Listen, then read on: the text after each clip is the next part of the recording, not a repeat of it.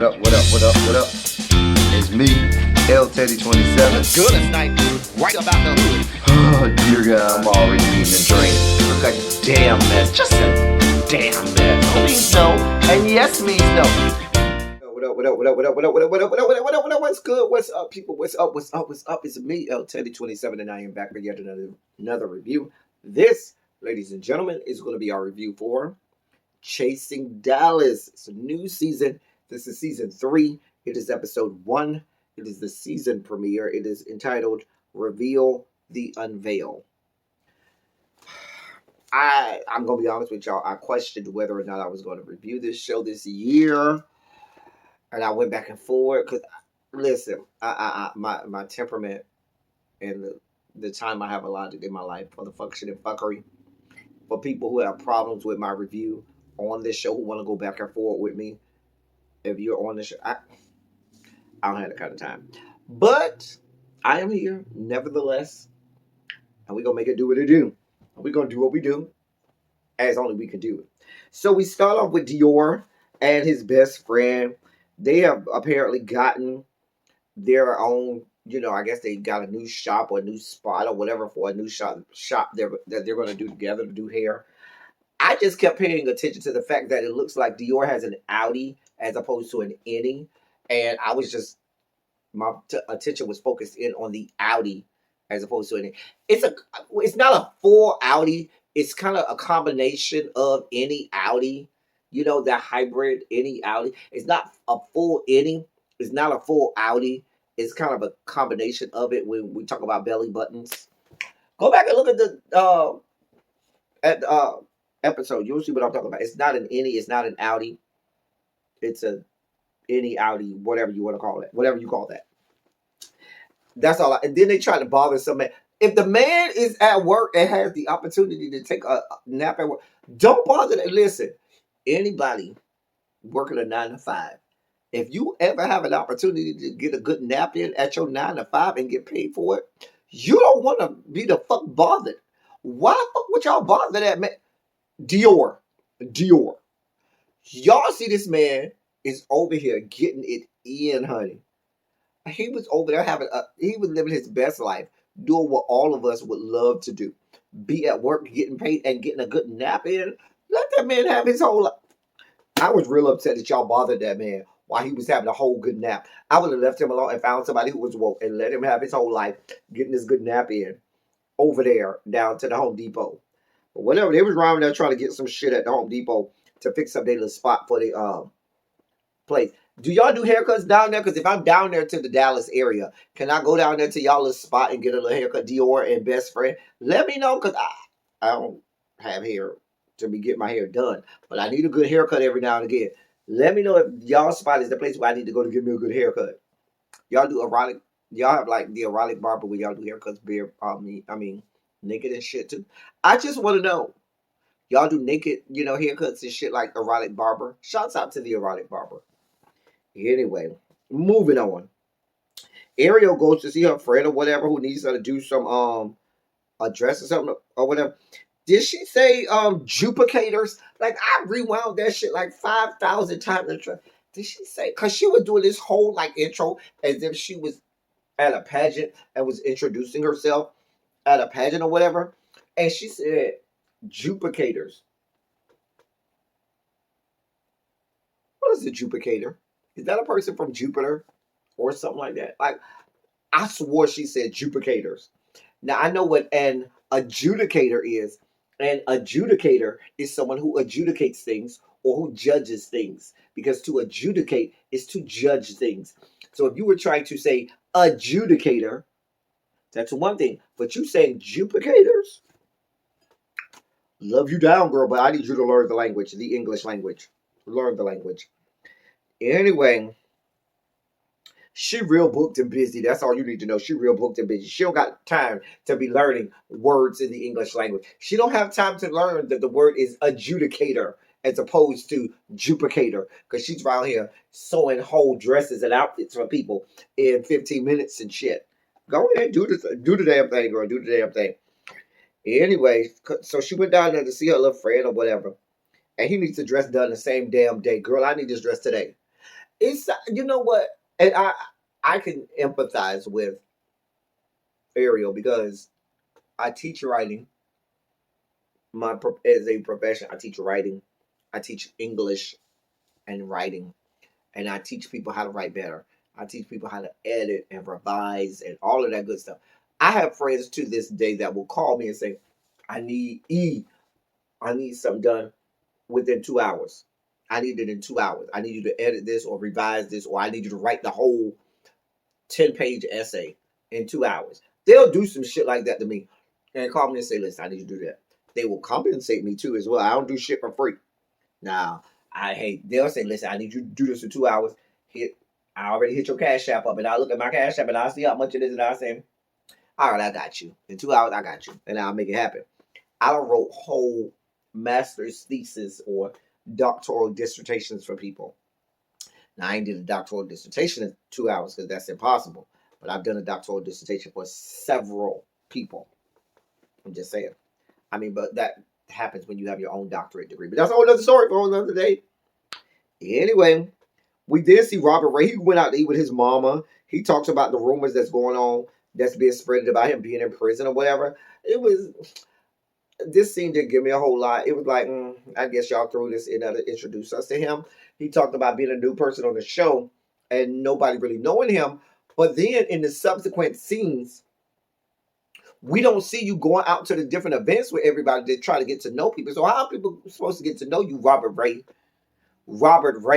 or Rough Shot Ray, or Raw Rods Ray? That's gonna be your name, Raw Rods Ray, because you give me a Raw Rods. You give me that you could be somebody down there to the Raw Rods Productions, where you down there either getting bust down or busting somebody down or having a good flip flop down there to the Raw Rod Studios.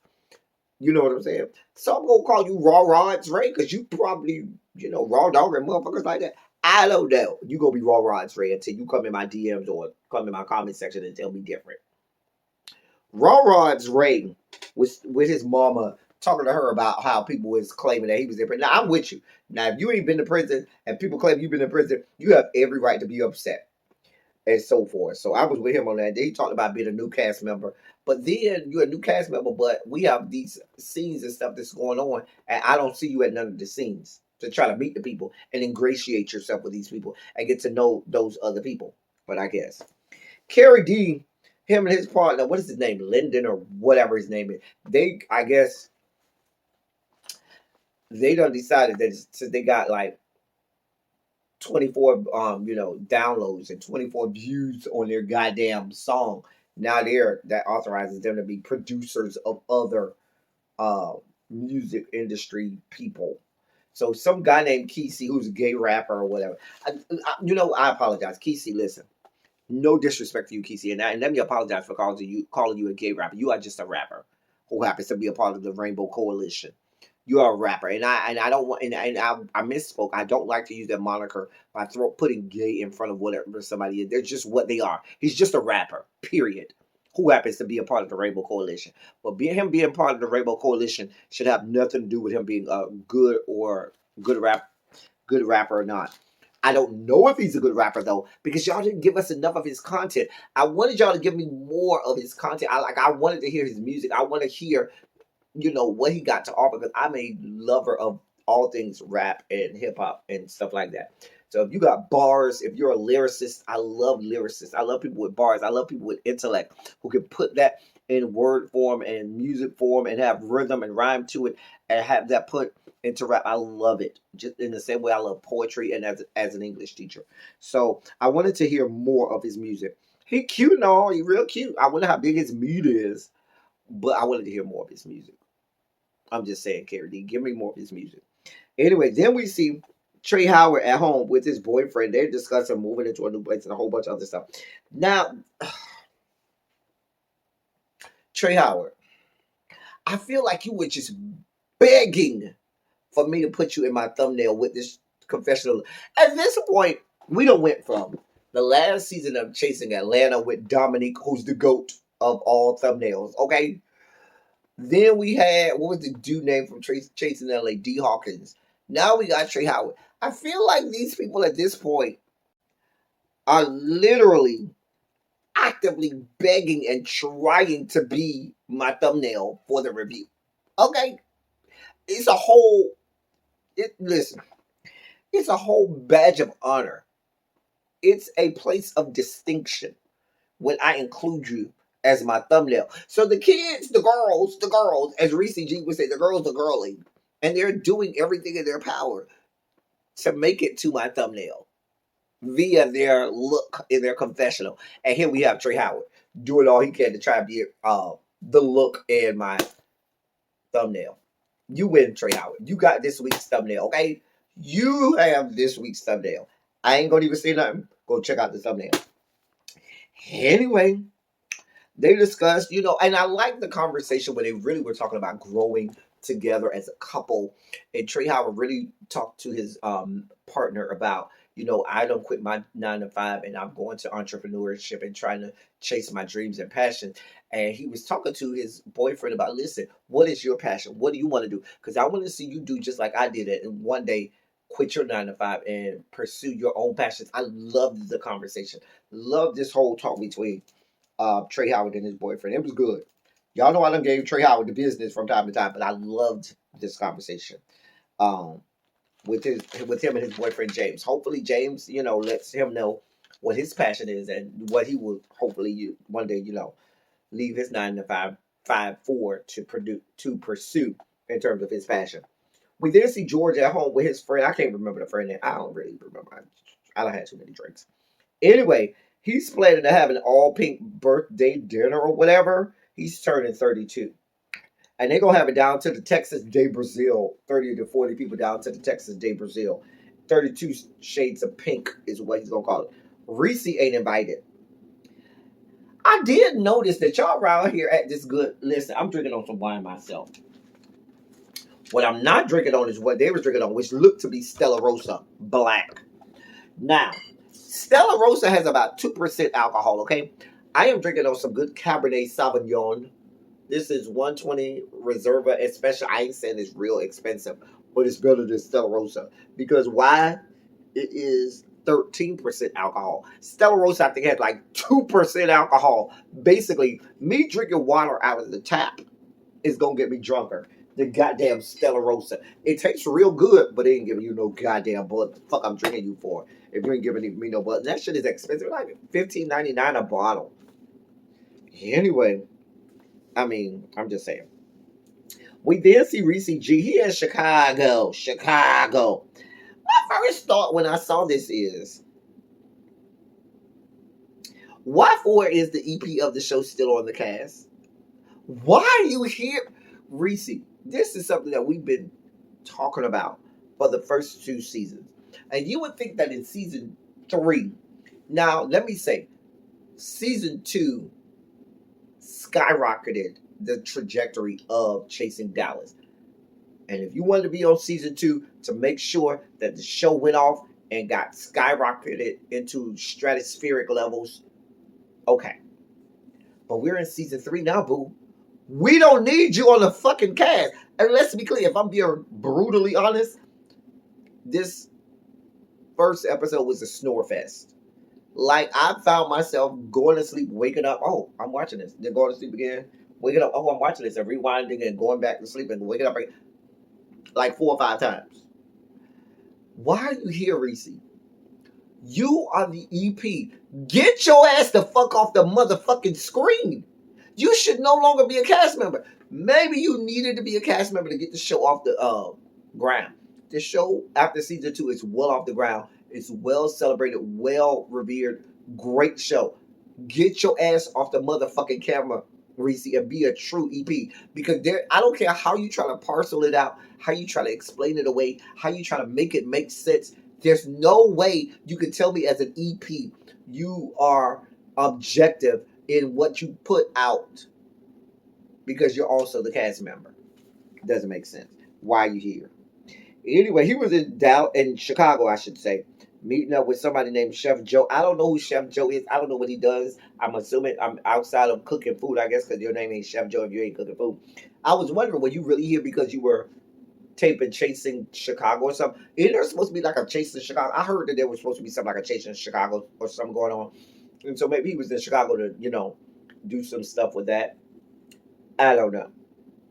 But you're not going to tell me you flew all the way to Chicago just to film this little bitty scene to be put on Chasing Dallas.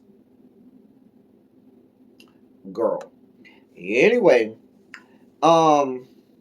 he discusses the beef with him and Markel over Lovers and Friends, and who had the idea first. Let me be clear. It's a fucking dating show. This isn't something revolutionary. You're not reinventing the television and motion picture industry. You're not, breaking landmarks and stuff. You're not pioneering anything. This shit has been done 8,000 times over. I don't give a shit who started it, who didn't start it, whose idea it was, who did. Y'all ain't really break the mold, and y'all ain't doing nothing revolutionary. It's a fucking dating show that we've seen a million times over. And really, the numbers show nobody cares about. And you out here having whole arguments and trying to show receipts back and forth between this. Girl, you really doing the most to try to manufacture beef with Markel. If you don't like Markel Reese, just say, I don't like Markel. It's no need to go around manufacturing beefs with him about a dating show. Girl, make this shit make sense. This is not what EPs do. This is not what EPs do. Anyway, that was the whole episode. It went off from there. Y'all, listen. I had y'all in my comment section. I had y'all in my DMs and everything telling me to review this show. And so I'm here now. Don't get mad when people get drugged. And I didn't even drag nobody this first episode like I wanted to. I was real nice, real subdued, because I didn't want to go there because me and this Cabernet Sauvignon are having a great night. And I'm not going to drag nobody like I want to. But please be clear. Y'all asked me to be here and do this show. If I drag somebody, get over it. Don't be coming in my comment section. Don't be doing all of the most. Until next time, that's all I got for y'all. That's all I got for y'all. Okay? Until next time, thank y'all for coming. Y'all drive safely. I'm out.